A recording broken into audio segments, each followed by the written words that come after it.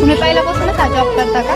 पहिल्यापासून म्हणायचं झालं तर मी अगोदर नेटवर्क मार्केटिंग मध्ये होतो. नंतर माझा लॉस झाला, माझ्या टीमचा बी लॉस झाला. मग आम्ही तशीच टीम आहे ना शिफ्ट केली.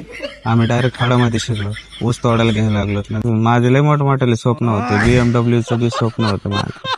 तर मग काय झालं तुमच्या बीएमडब्ल्यूच्या स्वप्नाचं? बीएमडब्ल्यूचं स्वप्न माझं टायर गाडीत पूर्ण झालं. तुमचा हल्ली जो कोयता पळून गेला त्याचं काय झालं? रम्या एमआयडीसीत कामाला लागला. वनतेच बुट बिट घालून जातो, गाडी न्यायला येते. सकाळी जातो तर डायरेक्ट संध्याकाळीच बाहेर येतो. मी पण जाऊ काय एमआयडीसीत कामाला? मग मुकादम परवडतं का?